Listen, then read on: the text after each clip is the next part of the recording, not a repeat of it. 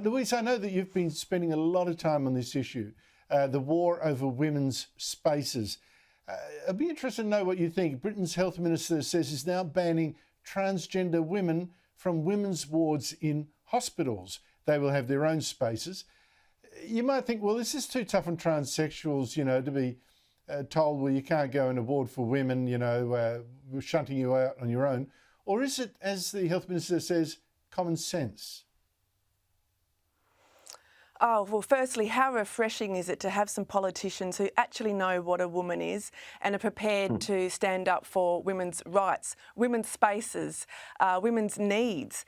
And I think this really needs to be looked at the perspective of it is pro-women, it is pro their needs and their desires and their fairness and their safety in the world.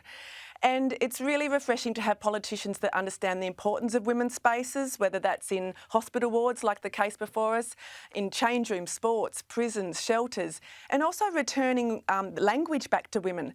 I think all sane people are fed up with terms like chest feeding, person with a vulva, and the birthing parent instead of mother. And it's really time to bring that back. And I absolutely applaud politicians who will stand up to this craziness. We absolutely need more of it.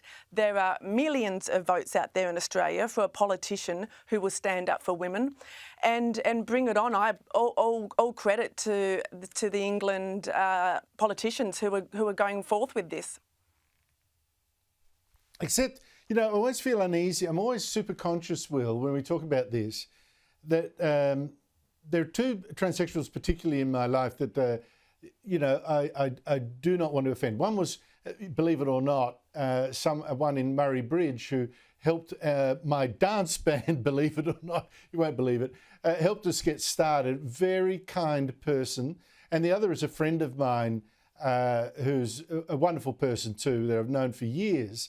I don't want to offend them. I don't want them to feel on the margins. And this is the risk in this debate. Although I hear totally what Louise is saying. Yeah, I agree. It is a difficult issue, Andrew. I think Louise put that brilliantly, by the way. A couple of things. The first is, more generally, the Sunak government reminds me of that football team that's down by 16 with 10 to go, and they just start throwing the ball around and actually start playing some good footy. This is one of several issues where they've finally got their act together. It's just a shame that it's come a decade too late. The one thing is, I agree with you entirely. This is something which needs to be handled delicately.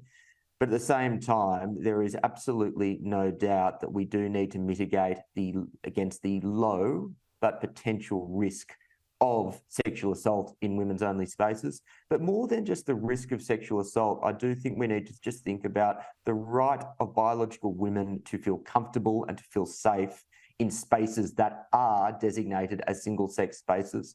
I agree with you entirely that this is something that needs to be handled delicately, but for me, this is about competing rights, and I'll always stand for the right of women to feel comfortable and safe in a particular space over the rights of others in this instance.